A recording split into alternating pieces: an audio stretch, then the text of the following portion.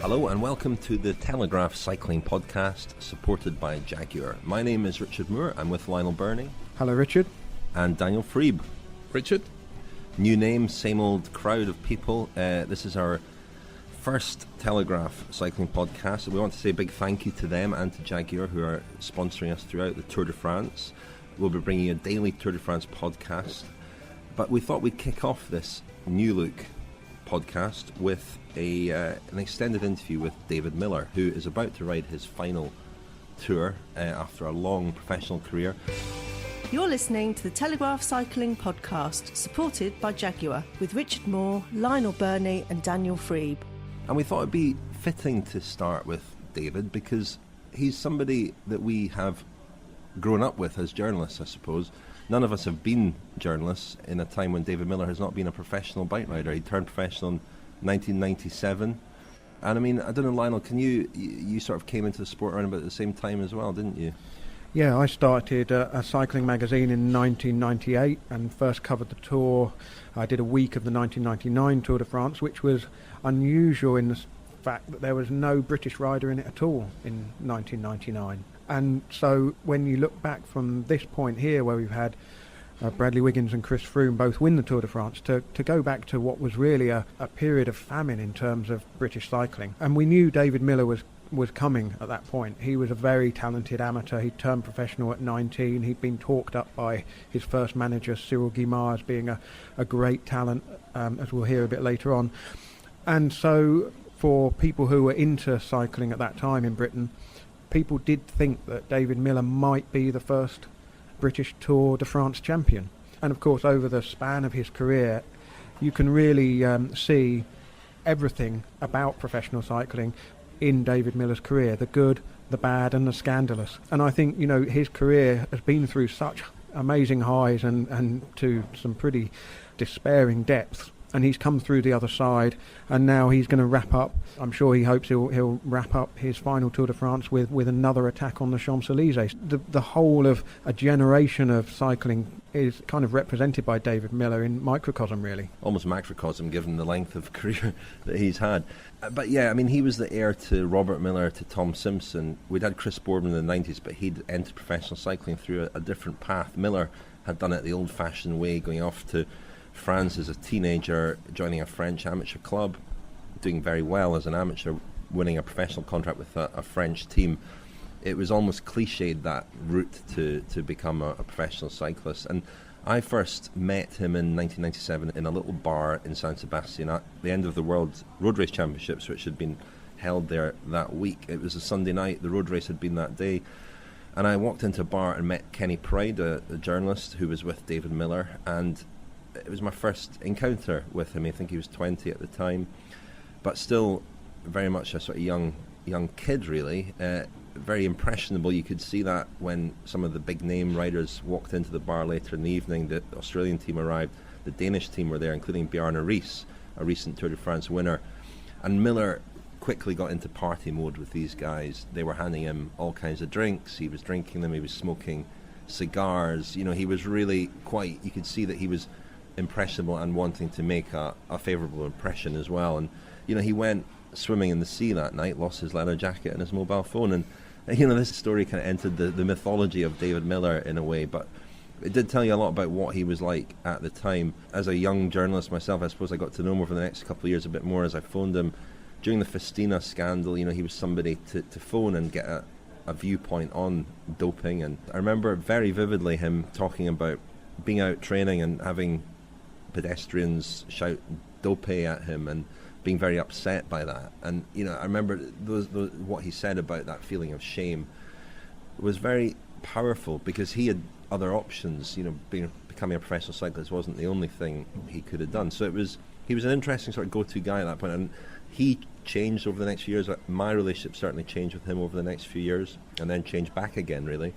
We sat down, the three of us, with David a couple of weeks ago, and we just put the tape recorder on. We didn't want his life story. That's very well covered in his book, Racing Through the Dark. We wanted more to ask him a few questions, get him talking about a few things that perhaps he hasn't asked about all that often. We started off asking him just about his first experience of watching the Tour de France as a spectator. It was in Brighton what was that, 1994? Yeah, I got there 6 or 7 hours before, stood by the barriers, about 2Ks to finish, and was terribly excited because I'd known it from books and videos in Hong Kong and magazines, so this was the first experience. And then a breakaway was gone, I can't remember how many riders, and then on the second lap Chris Boardman came through on his own, not going to win but behind and chasing, and I remember that was the most exciting thing I'd ever seen. And, I mean, what was it something that captivated you? You were presumably already quite captivated by the sport, but seeing the Tour in the flesh, what was it like? It was amazing. It seemed so big, and it seemed just the fact that people were willing to stand for so long doing nothing to watch it and then get terribly excited for such a brief period of time. I think I was like the majority of fans there, in that it wasn't part of our cultural upbringing. It was the majority were either there because they'd read about it or seen about it or knew that it existed, and it was a once-in-a-lifetime experience to see it. And for me, it was a bit like that as well. It was like, oh my God, the Tour is here, so I'm going to go and watch it. And I went with Jeremy Crook and his dad, who were members of the High Wycombe Cycling Club. We went down there, and so it was all a bit kind of, we're never going to see this again, let's go and do it. And I remember after the finish, it was still small enough that we could then get to the finish quick enough and be standing next to Johan Museeuw getting changed in a team car, and like, oh, that's Johan Museeuw, and it was like it was all still real small compared to what it is now. It felt like a once-in-a-lifetime experience at the time. And Chris Boardman kind of made it. That's what the irony was. Everyone always critiqued him for being a time trialist, but he rode with panache that day. He did ride with panache. So was the next direct experience you had of the Tour, riding it yourself? That was the next time I saw it, was there in real flesh and blood again, was actually 2000 Tour. And doing the first day and winning it and getting yellowed. What's interesting there, I think, is David's experience of the Tour de France is probably very similar to people of our generation, discovering this kind of exotic, strange sport and falling into a group of people who were also interested in it, and thinking that you had discovered something that no one else was really interested in. It's a little bit different to today, where it is much more mainstream. It's much higher profile. I can remember going to races in the 80s and 90s and going back to school saying I'd been to watch, I don't know, the Kellogg's Criterium in London or the Kellogg's Tour of Britain or whatever it was, and being bullied. And being bullied, really, yeah, kind of. Cycling was odd and strange. Don't cry, Lionel. Well, that's what it was like. Still got a few of those scars, haven't you, Lionel? I think they mark me every single day. And I think when I first met David, I kind of recognised in him a kind of a cool version of you. A cool version of me. Thank you, Richard. Yeah, a kind of a loner streak. It wasn't a coincidence that he was attracted by cycling. I think there's something in the kind of psyche of people, certainly from that kind of generation and those before. There's something about cycling that specifically calls on them. And David Millar I kind of identified with him on that. Skipping forward 6 years from that experience he had of standing on the street in Brighton watching the Tour de France, and he's a professional rider. He's riding his first Tour de France in his 4th season as a professional. The first stage, quite unusually, is a 16-kilometre time trial, perfect for somebody reared on 10-mile time trials in the UK. And the defending champion, of course, was Lance Armstrong, and probably the favourite for that stage. But David, making his debut at the Tour, wins the stage. It was a bit beginner's luck in many ways. I kind of went there with the naivety of jeunesse, if you like, and then you have to understand that time in cycling, time trialing was a bit of a niche act, if you like. I'd spent those first 2 or 3 years profiting off the fact that no one else gave a shit. I cared about the stuff I did, the equipment, the training, really cared about it, and that's why Chris, I think, apart from his engine, profited so much from his career regards to time trialing. And I was the same in those early years. I just killed people because I actually cared about it. And going into it seemed quite perfect that my first tour would be a 16k time trial, 10-mile time trial, which is how I'd started. Only 7 years before, my first proper race had been a 10-mile time trial. I was so conditioned to doing them.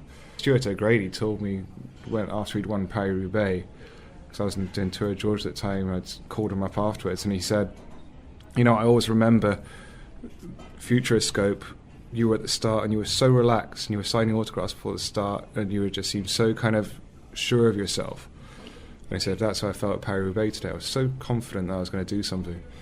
And ironically, I had no idea that was probably the most confident I'd ever been in my career. But I'd never believed, although I was confident, I didn't think I'd actually win. It was then in the camping car afterwards, watching everybody come in. It wasn't until Lance, as defending champion, came in, and I convinced myself that I'd always be beaten by Lance, and then he beat me by 2 seconds. I could see him coming, the clock ticking, and that's where I learned now when I watch, I can kind of count down, I know who's going to do what. Because they always trick you with the camera, like the cameras and stuff. I've learned that after many years of being a time trialist, how to read the times. And he came in, and I won by 2 seconds. And I remember just all the kind of the sang froid I'd had, and the coolness and the kind of confidence just disappeared. And I just broke down like a baby. I remember just crying, and everyone was just jumping around, and it was just manic. It was kind of, it was a very weird experience, very emotional. Probably one of the most emotional moment I've had as a cyclist. Like, because it was just everything, like you said, everything was kind of seemed to be aligned for that moment to happen. I'd almost kind of become French at that point. I'd kind of rebelled so much against the British system to become a pro cyclist, because everyone had told me when I was 18 that I was a fool and crazy to go and move to France, and so I kind of belittled the British system at the time. Apart from that, there were a very small crew that helped me massively. John Barclay in London, who'd take me to Belgium first, and there was Mike Taylor, who kind of was the one person who always said to me, no, go, you do it, you can do it. But the majority of the system said I shouldn't go, and so I was always against the system, and I always thought that was kind of... So I kind of alienated myself. Although ironically, the perfect thing was, at the time, I was the only British cyclist, me and Chris, kind of occasionally there, and I became very close with as Jonathan Vaughton would say, the British press corps. It was like, it kind of became a very small, close-knit community. And because I think we all felt like we were rebelling a bit. So that was David remembering his stage win in 2000, and it confirmed the hopes that I suppose a lot of us had invested in him, that he was perhaps a future Tour de France winner, because we were used to Chris Sporn winning prologue time trials, but this was a little bit more than a prologue time trial. It revealed a bit more of the kind of talent that we thought he had. What are your memories of that, Daniel?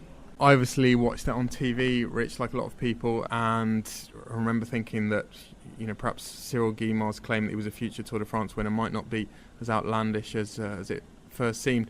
Then the next year, 2001, I was working for Pro Cycling magazine, and had a series of encounters with David, which I think sort of gave a pretty neat snapshot of where he was in his life and his career at that point. And I remember the 2001 Paris-Nice, standing with him before a stage start, and Rich, you used the word impressionable, and he certainly seemed slightly in awe of his teammates and their antics. We know now a bit more about what was going on at Cofidis. It wasn't a very healthy environment, but David was very taken with Philippe Gaumont, the late Philippe Gaumont, who died last year, and how Gaumont would, in the middle of stages in Paris-Nice, he'd be shouting and heckling at roadside spectators, telling them to go and get a job, asking them why they weren't working, saying they should be on the dole, this kind of thing, and this causing great mirth in the peloton. And then a few weeks later, I remember going to Criterium International, which was a really vivid snapshot, I think, of David at that time. I think he turned up a day or two early. It was in Charleville-Mézières in the French Ardennes, and David had arrived a couple of days early to train. I actually rode with him that day. He only dropped me about 15 kilometres from the hotel. But they were different days. How long a ride was it? 16? Yeah, they were different days. And David was very bullish about his chances in that race, and the team, I think, were going to put everything behind him. The first stage was a sprint stage, and then the Sunday morning stage was the hill stage, and then it was going to be a time trial in the afternoon. So on paper it should have been perfect for him. And I remember hearing over race radio on the Sunday morning that I think he'd abandoned the hilly stage on the Sunday morning, and he had gone home, and it was in a terrible state mentally. First big crisis of his career, really. The team obviously weren't very happy. And I think what was happening in that period was that he was fighting a lot of the issues and the uncertainty, particularly with regard to doping, which came to the fore then at that year's Tour de France. And I remember being in Dunkirk at the start of that year's tour, and his sister Fran, who now works for Team Sky, and his mum were there, and I think they were selling T-shirts with his name on it. It's Millar Time T-shirts, and thinking that he was perhaps going to win the prologue. And I remember seeing him before the prologue, and he had these huge headphones on, which wouldn't be that uncommon now, kind of like the sort of Beats by Dre headphones, but were quite unusual back then. He was listening to some sort of art house dance music that no one had ever heard on. He seemed very serious, very, very tense, and he subsequently crashed in the prologue. Again, a bit of a disaster.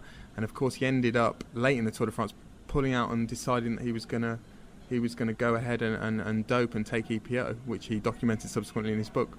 On that note, it might be worth hearing now from him talking about Cyril Guimard.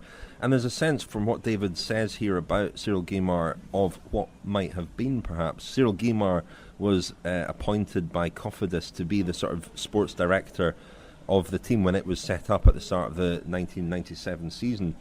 They had a few stars, Lance Armstrong among them. He never really became a proper teammate of David Millar because, of course, he was diagnosed with cancer. He ended up on the US Postal Team. There's another what-if there, perhaps. But Guimard was the guy that signed Millar to Cofidis, and then he didn't last very long on the team. He was investigated for tax.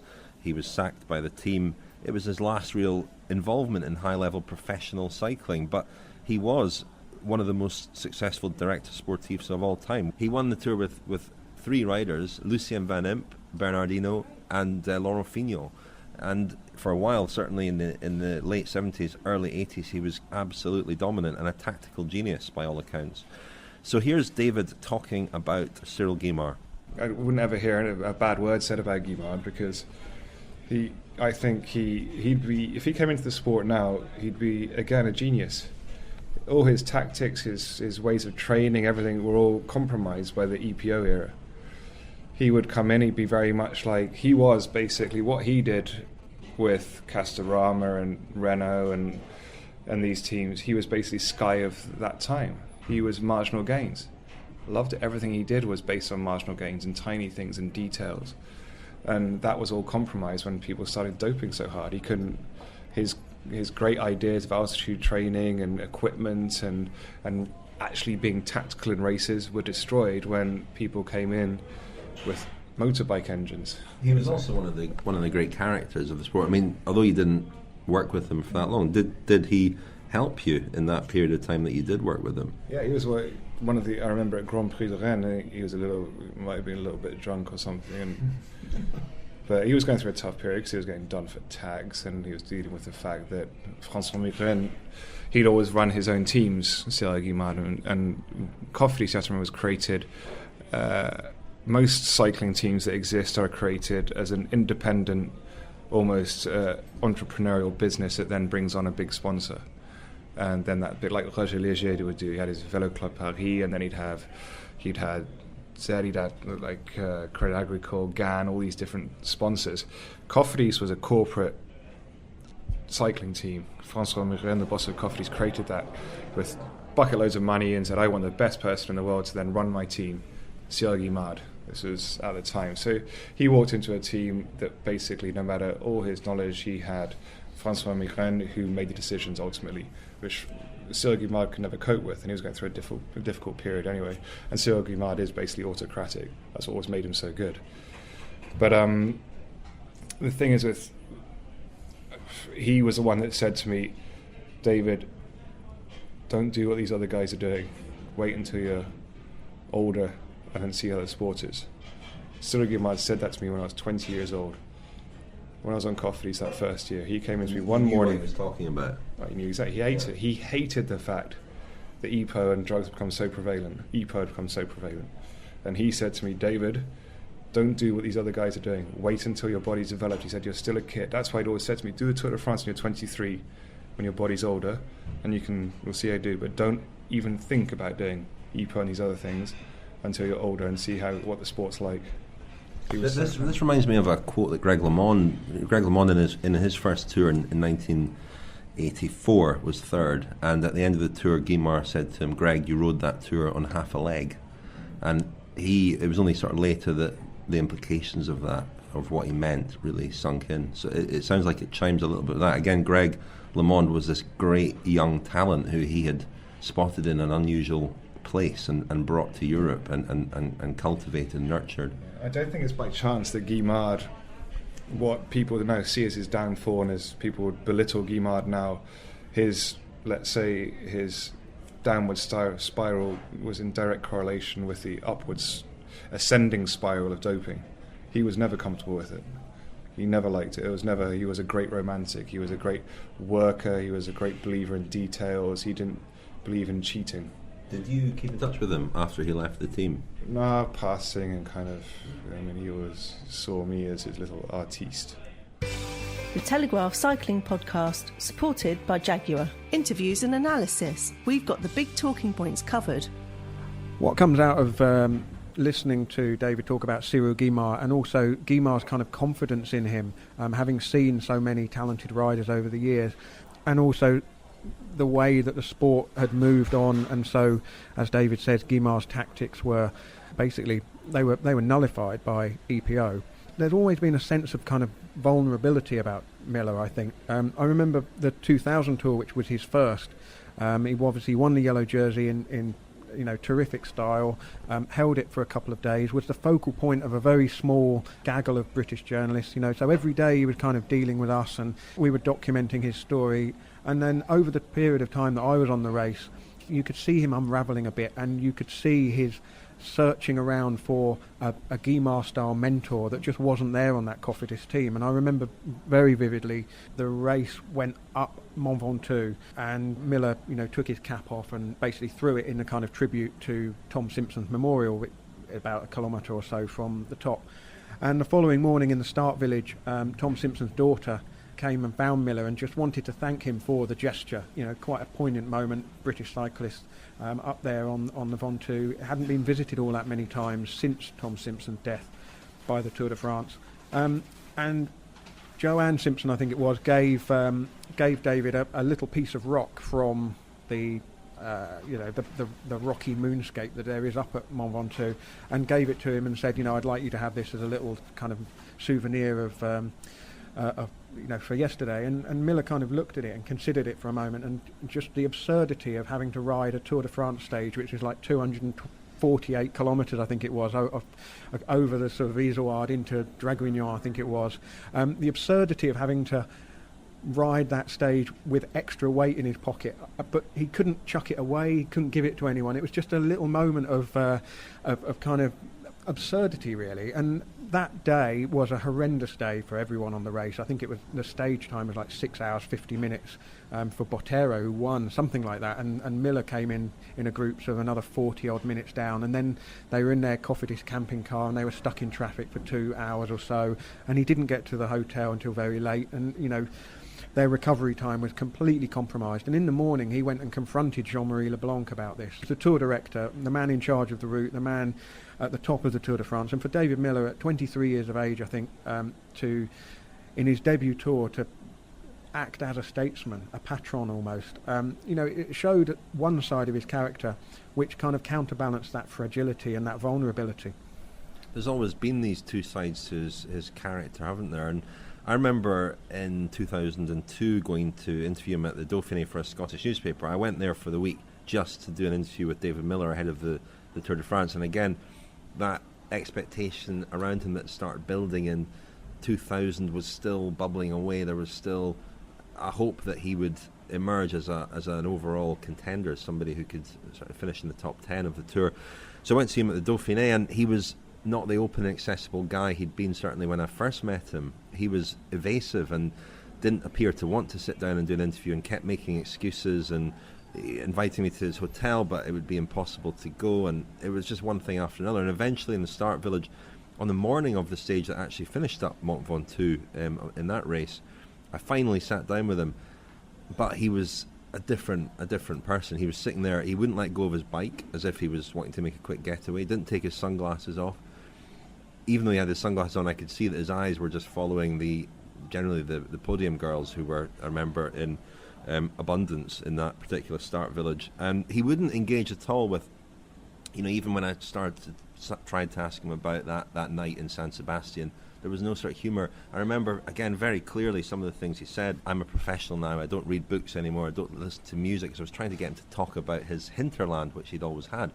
I'm just focused purely on my job. He'd also just recently had a breakup with his fiancée, and that had affected him very deeply, and his solution to that was to just bury himself even deeper into this hole that he dug himself, being a professional cyclist. This is my job, he said, for the next 10 years. This is what I am, this is who I am, not going to have a life outside of this. It's very boring, but very necessary. I remember a few years before that talking to him, and he said his frustration at the monastic lifestyle, and he said, I'm not just a dumbass peasant cyclist, was what he actually said, and he got a little bit of flack for that when I wrote it in the magazine, because it was perceived as being disrespectful to the sport, and he didn't really mean it in that way. It was just the frustration of having to kind of lock himself away and concentrate on the training at times for long periods of time. But that was something he became very good at. He became good at dedicating periods of time to just cycling, just training, and blocked out everything else. The headline to that story that I did eventually write based on that interview was "Millar's horizon bright and clear." It made me wonder whether the sub-editor had actually read the quotes, because I dug them out again a few years later when he was obviously confessed to doping and was banned. I dug out those quotes, and that was sort of 6 months or so after he'd started doping, not that we knew it at the time, but there was almost a message contained therein. It was a bit like, he always said when the syringes were found, when the vials of EPO were found on his bookcase, it was almost a sort of unconscious desire to be caught, and there was almost contained within those quotes, not even hidden all that well, there was almost contained the message that that something had changed.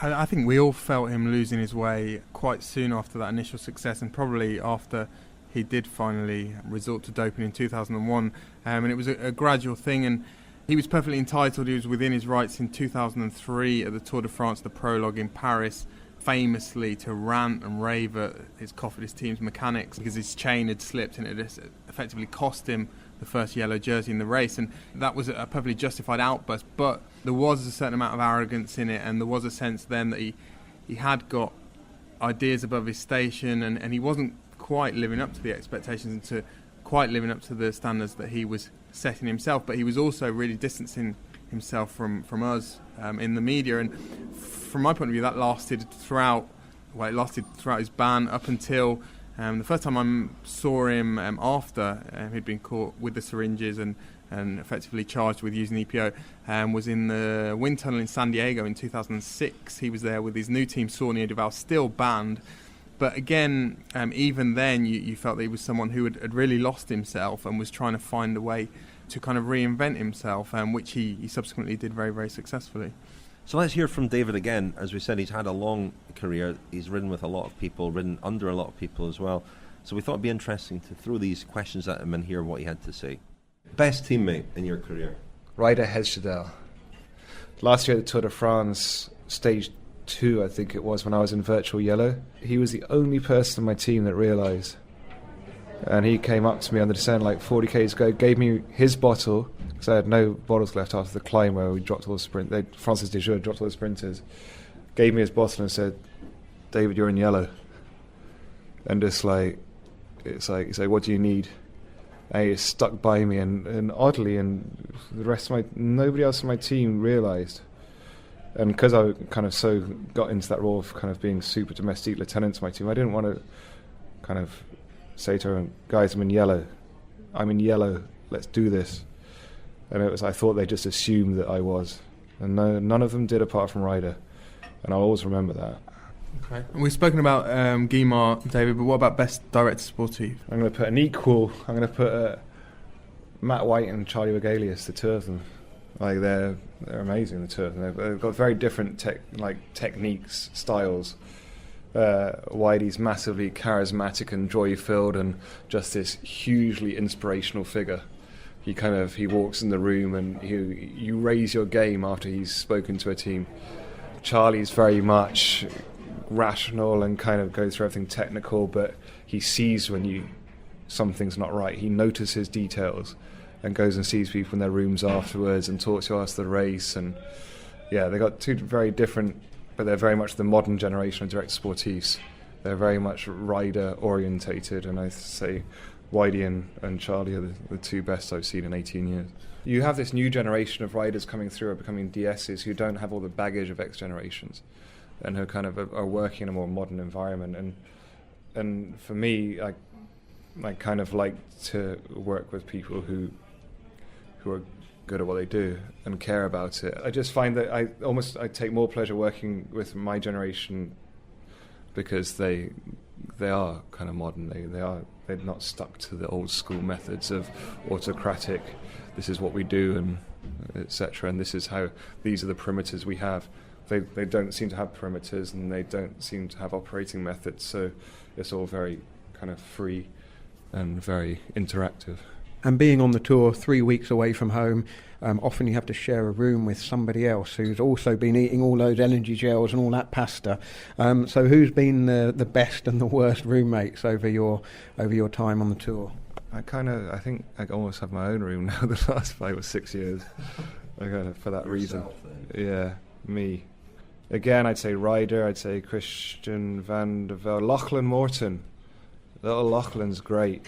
Swain Tuft's amazing. So he just tells you stories about his going out lost in the wilderness for 3 weeks with a tin of baked beans. And Lachlan, because he's telling you stories about riding to Alice Springs in his off-season. And, you know, I like the eccentric guys, and Ryder is probably similar. And Christian's good because he's just so loves everything. Are there any sort of definite do's and don'ts when it comes to sharing a room? Do you mark out your territory like kind of, you know, you get back to the room after a hard stage, you've been in the saddle for 5 hours? Often in these French hotels, the twin rooms, the beds are very close together. Personally, I like to separate them. I like to put a bit of distance between me and my roommate. Do you do that? No, because some guys, you see, every person... So some guys, like Dave Zabriskie, the first thing you do is literally get his bed as far away as humanly possible from you. Out in the corridor. Yeah. And he'd be stripping, like ripping stuff off. Well, a training camp, I've seen him rip a whole wall unit off to fit his projector, like, image on the wall. And, like, kind of he's mad as a balloon. He's got 3 different cases, and, like, one for food, one for stretching equipment, one for audio visual. You know, it's like a nuts.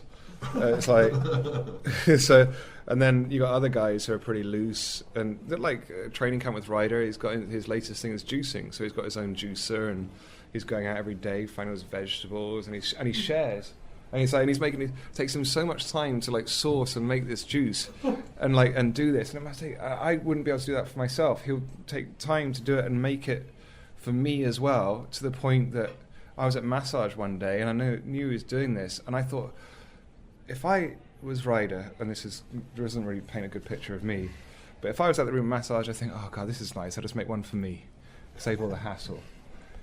And then, like halfway through the massage, there's a knock on the door. Sonia goes and opens it, and it's Ryder standing there with a cup for me.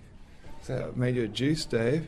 There was a time, of course, in cycling when if you said a rider was juicing, it would mean something else entirely. Or using a centrifuge of any nature. But I think if we hear during the tour that rider is juicing, we'll now know exactly what it means. Cucumbers and kumquats. Beetroot's good. It reminds me of the time our esteemed colleague Ellis Bacon was doing a tour diary with Frank Schleck. There was some problem with Frank Schleck's mobile phone, and he had to call Frank Schleck back an hour after the appointed time, and he said, "Have you charged up yet, Frank?"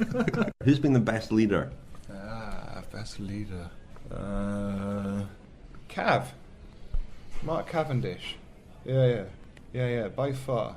Yeah, nobody else. Cav, kind of, because he builds the team outside of the races, outside the team environment. He nurtures that group. He gives a raison d'être to the whole experience. He shares the joy of success, the despondency of defeat. It's like he shares it with the group. Is there also, I mean, you rode with him in Copenhagen, of course, when he won the world title. You wouldn't have ridden with him that much. Is there also, even though you're older than him and senior to him, is there also a fear of kind of letting him down? Does he have that? Does he sort of instill that fear? No, because he does it the opposite way. He basically tells you he's going to do it. So he's already put so much pressure on himself, like saying, I'm going to win. It's like, guys, I'm going to win. Which we all know that for him to put that weight on his shoulders, there's a strong chance that he won't. But so then we're so focused and driven to do it that even if we'll raise our game so much to fulfill what he wants us to do, amazingly more often than not he does. But then even if he doesn't, it's like he's sorry about it, he's pissed off, he's angry, but he'll then do it again the next day. And it's like, to have the balls to do that, it's like it takes a massive amount of I wouldn't even say ego, just confidence, and also the fact that, like I said, he'll share that defeat and he'll come round and apologise and then say, no, I'll do it again tomorrow. I'll do it tomorrow. And it's like that takes, and he cares, and it's like, and he cares so much about it, all of it. Yeah, I've never seen anybody like him. He's like, he kind of transcends that leader experience to a whole new level. Yeah. Who is the greatest bike rider you have ever ridden against?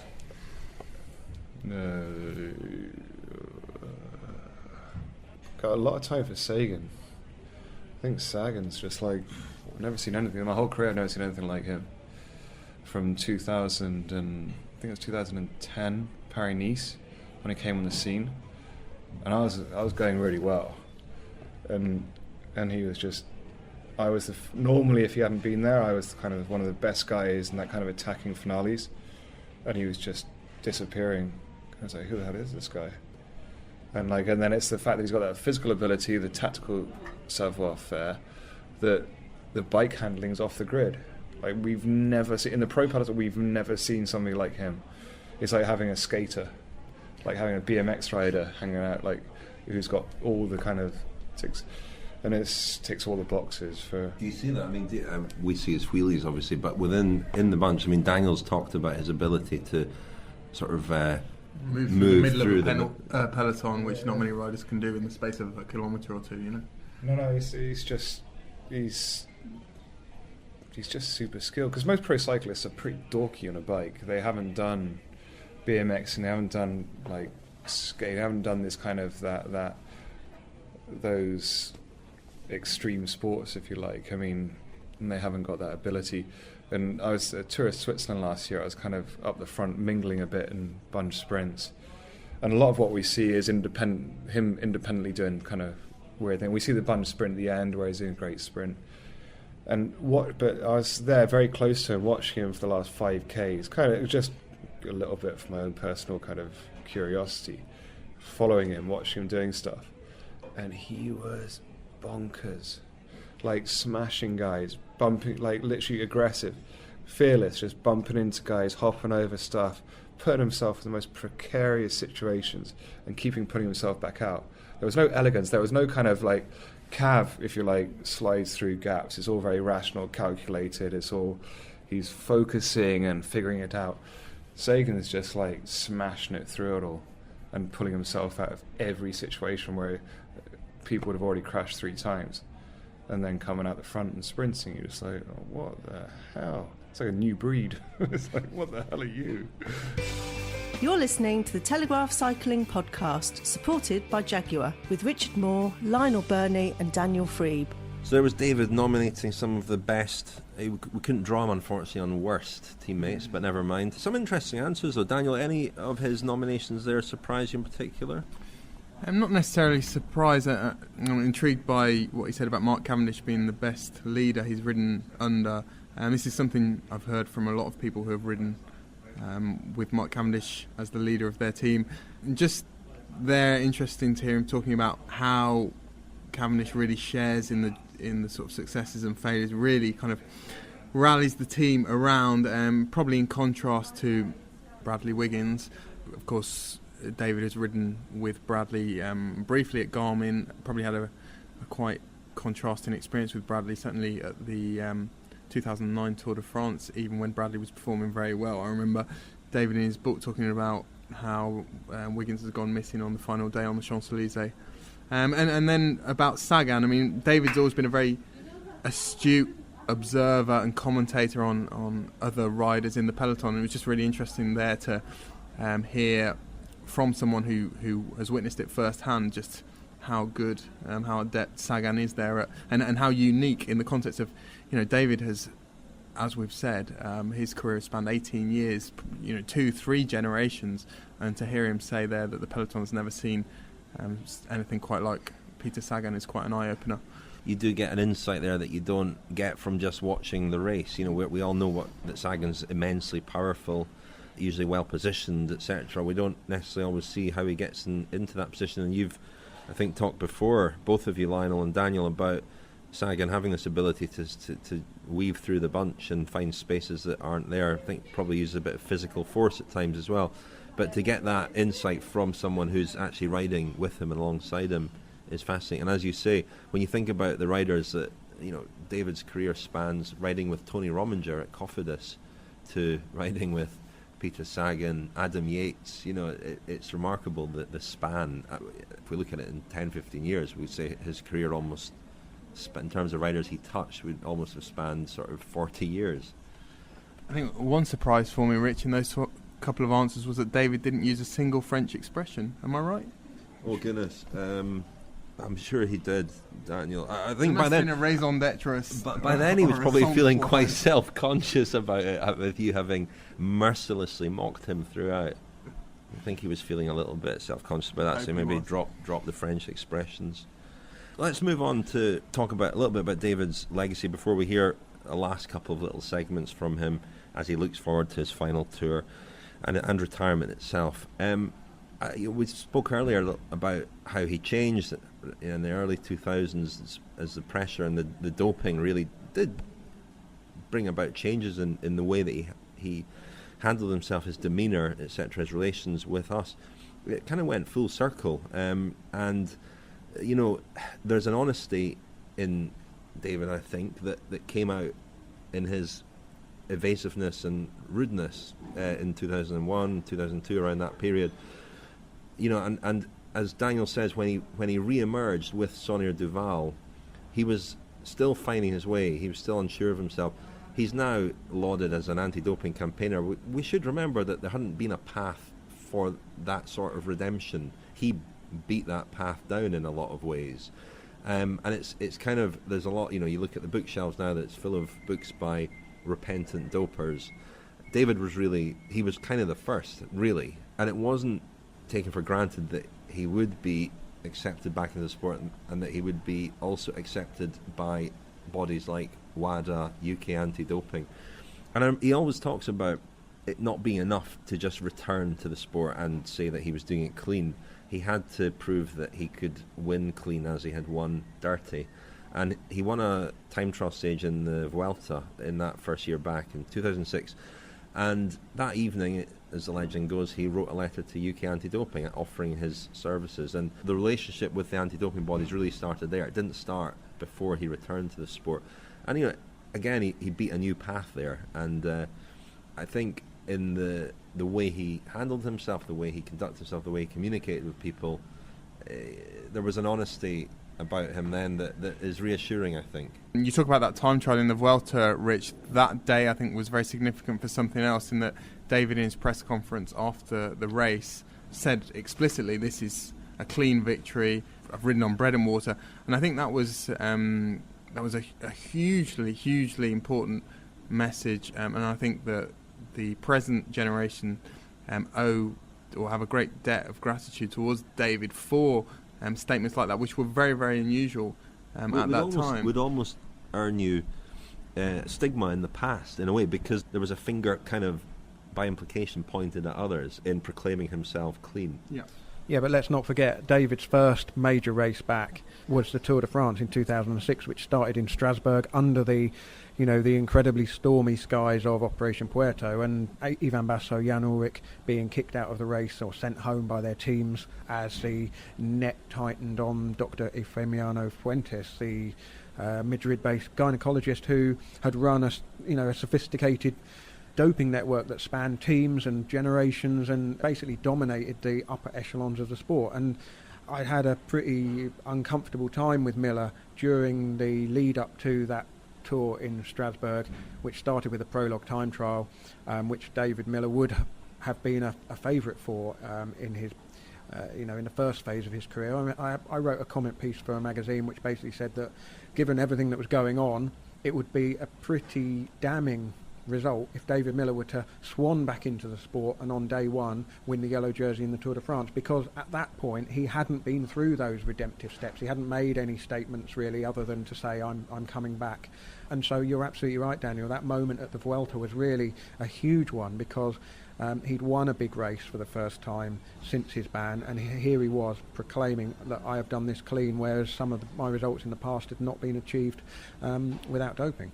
And it was the same message he delivered when he won a stage of the Tour de France in 2012, after many years of trying. And most years he'd ridden the Tour as a teammate for a leader. 2012 was a year when the Garmin Sharp game plan just went out the window. They had a horrific day on the stage to Metz, didn't they? And I think the whole team fell off, and they lost Tom Danielson, Ryder Hesjedal, who were leading the team. Ironically, it kind of opened the door for Millar to have a go at winning a stage, and he did that into Annonay in 2012. And he crossed the line, lay on the ground for a bit, and he said later that he was giving himself a bit of time there just to compose in his head the message he wanted to deliver, because you're swept very quickly from the finish area into what they call the mix zone, and you have to speak to journalists. And basically went around all the journalists one by one. It was also the anniversary of Tom Simpson's death, actually. It was the 45th anniversary of his death, July the 13th, 2012. He went round every TV crew from every country and said in different languages, French and English, maybe Catalan, I don't know, but I am clean, and this is a result that I've achieved through, again, bread and water. And, but the message was eloquent, clear, repeated. It seemed that the message was as important as the victory, or the victory was necessary for the message to be delivered. And he'd been waiting a few years to deliver that. I think he is, that this was, again, a bit like the reaching out to the anti-doping agencies. He had in his head a sequence of events, things that had to happen before he felt really in a position to be able to do that. And for maximum impact as well, winning a stage of the Tour, standing on that platform, delivering that message, it was very powerful. That was typical David, and said, we do mock him privately as well for speak for yourself. That sense of, he has become a bit of a media darling. He has this great sense of theatre. He's got his silly hats, and he's a bit of a ponce. I hope he's listening, but. And also, let's not... Says the self-proclaimed hipster. Yeah, and let's not forget also that there has been an element of... In the stance that he has adopted since 2006, it's been very beneficial to David. He has carved out this role for himself as a kind of anti-doping spokesman, and he's probably increased his earnings out of it, and he's certainly boosted his own legacy out of it. However, I think he also does... deserve great credit for that message that he has sent out. He also deserves great credit for the career that he's had, in spite of having fallen into a role where he's not the specialist time trialist that he used to be. He's still consistently, and this should never be underestimated, managed to get in breaks in the Tour de France, which is incredibly difficult. He's managed to win from breaks in major tours. He's held the leaders' jerseys in all three major tours, the Giro, the Vuelta, the Tour de France. So he is some athlete and has been some athlete. I think the point you make is valid, Daniel, but the point I was making earlier was that there was no guarantee at all that he would be accepted in that role. He did carve that role out. He took a gamble, yeah. It was a gamble. For others, there's been a path to follow. It hasn't always worked out for them, but he was a bit of a mould breaker in that sense. Yeah, I think... Talking about that early display of kind of statesmanship in the 2000 Tour de France, where he spoke up on behalf of his colleagues, really, and said that this stage from wherever it was, Briançon to Draguignan, I think it was just too long and too hard, and that the logistics at the end were placing too much strain on the riders. I think, given the kind of chameleon nature of David Millar, brought up in Hong Kong, picking up cycling in Buckinghamshire, going to northern France, moving around. At times he's represented Malta in the small nation games. He's Scottish. He's also, he's got an affinity with the Basque country, and I think he wanted Basque... Sorry, the Basque country. I think he wanted Basque flags on his race number one. Having lived in Biarritz. He had a Basque doctor for a while. Yeah, but moving on from that, this kind of chameleon personality that he has, a kind of a nomad almost, a sort of roaming round. Don't say gypsy, Lionel, because there's only one gypsy. That's Roger. Roger. Yeah.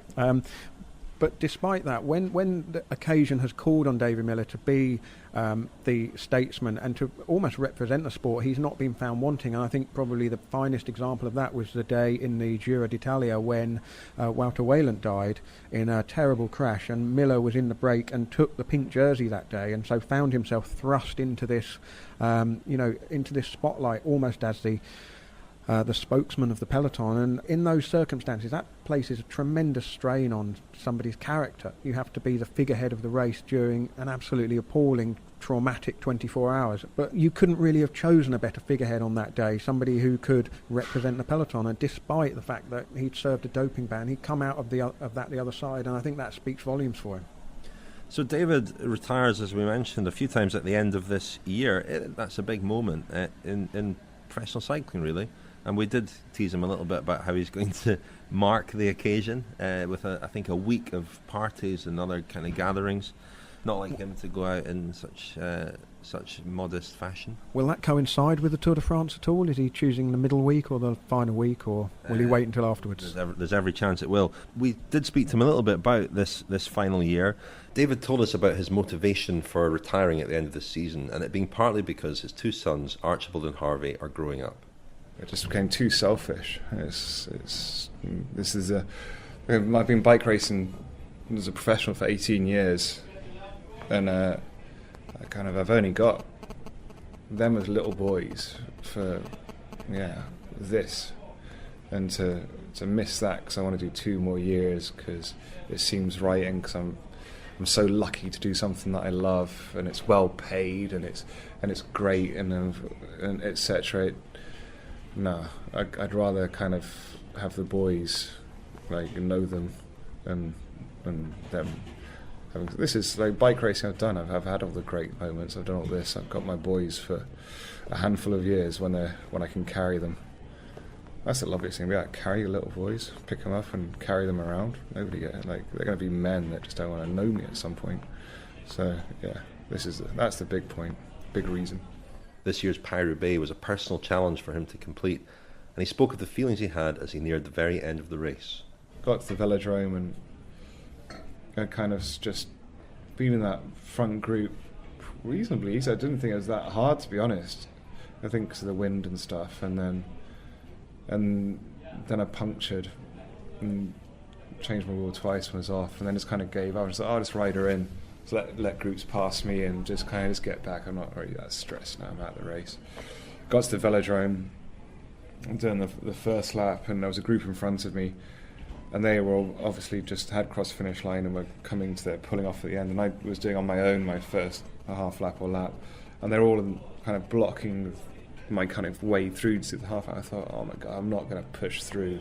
That's going to be so embarrassing. And actually part of me thought, you know what, when you're this far behind, maybe they just let you kind of just do a lap and pull off, so you'd have to avoid this kind of embarrassing situation of bumping into riders. So I pulled off and thought, well, that's good, I did it. And then was kind of took my helmet off and saw my wife, and then kind of even my wife said, I don't think you've finished. I was like, nah, I'm not going to do it. It's too embarrassing to go do a half lap now. So I stood there for like 5-10 minutes and then thought, I've got to do this, haven't I? So then when I did my half lap, half lap of shame to finish. I was so relieved to realise I was going to finish, because even the night before I was kind of like, I was actually very daunted about whether I was going to be able to do it or not. So when I did I remember like 30 k's to go, and I was there at the front, and we came off, and there was only like 25 of us, and I thought, this isn't that hard. Oh, there you go. And then it was kind of, yeah. So it was, but going back to what you said regards being the last races, I think I've just about nailed it in that, there's a sense of I'm going to miss this terribly, but also a sense of I'm glad I don't have to do this again. It's just right, and kind of thankfully, because I'm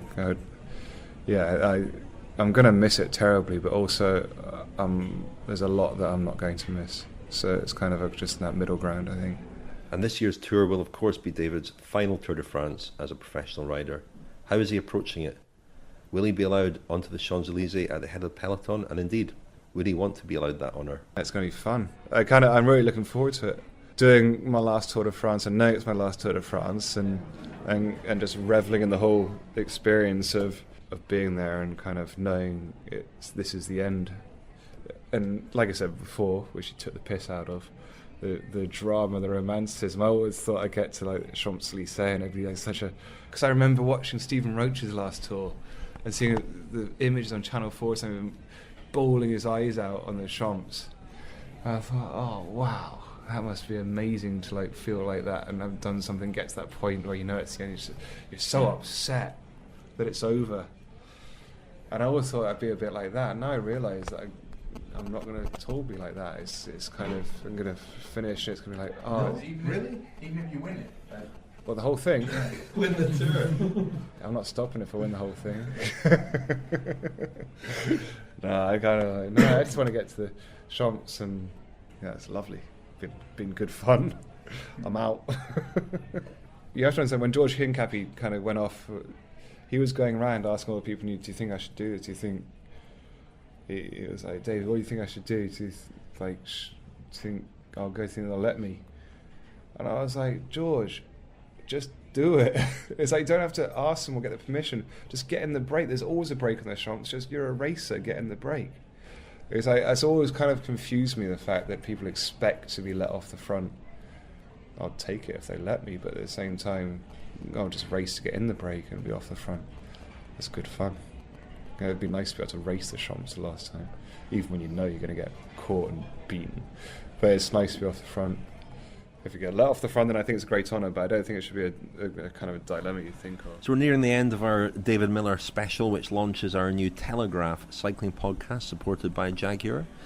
We're going to finish on a memory of David. There'll be more written over the next few weeks at the Tour de France, and then who can forget the Commonwealth Games in Glasgow to follow. Daniel's looking blank-faced. You heard about the Commonwealth Games? Do you know about them? No. Lionel, any final memories of David? Well, I think we were on the Champs-Élysées at the end of last year's tour, and David Millar went on the attack on his own, enjoyed a lap, maybe 2 laps. I think he came past us twice, didn't he? Out in front on his own. And I think I said then that was Millar making sure that if this was his last memory of the Champs-Élysées and the Tour de France, that he went out in style. And so I fully anticipate this year, assuming he gets all the way around the Tour de France and doesn't suffer illness or injury, pretty much you could bet your house on Millar getting in a break of some description on the final day.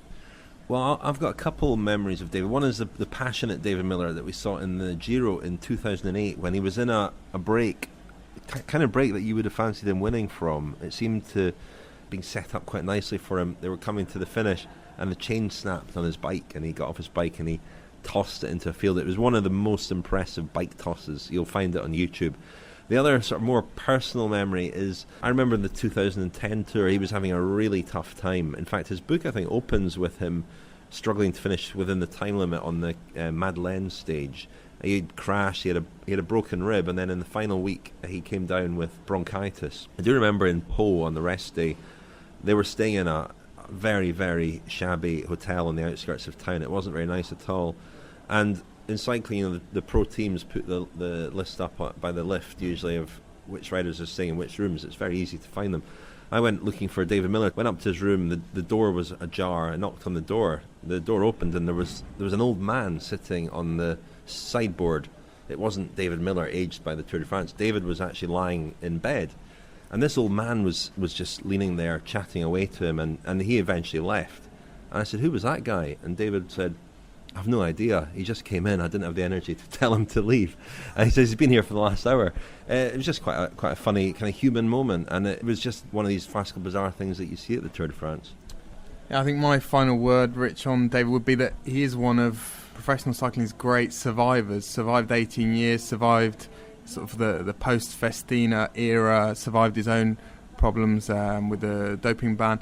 You know, that stage of the tour over the Madeleine kind of sums it up. He spent the whole day off the back, sort of being guided almost by a police motorbike. You know, I suppose a little kind of snapshot of how he splits opinion. I remember the next morning at the HTC Columbia bus, Bob Stapleton sort of casting aspersions, suggesting that he might not have just been chatting and getting route information from the police motorbike rider. Not like Bob Stapleton at all to be chucking stones in the direction of the Garmin team, or for them even to be flung back in the direction from where they came. Indeed. So we leave it there. This has been our first Telegraph Cycling Podcast supported by Jaguar. As I say, we're going to be with you throughout the Tour de France doing a daily show. Also, we'll be doing a weekly podcast for Velo News, which is another development with more of a US focus, and with a couple of members of the Velo News team. So thank you very much for listening. Thank you very much to the Telegraph and to Jaguar for supporting us. And thank you, Lionel. Thank you, Richard. See you in Yorkshire for the start of the tour. Yep, and thank you, Daniel. Thank you, Lionel. Richie. The Telegraph Cycling Podcast, supported by Jaguar. Subscribe on iTunes, listen on Audioboo, and visit us at thecyclingpodcast.com.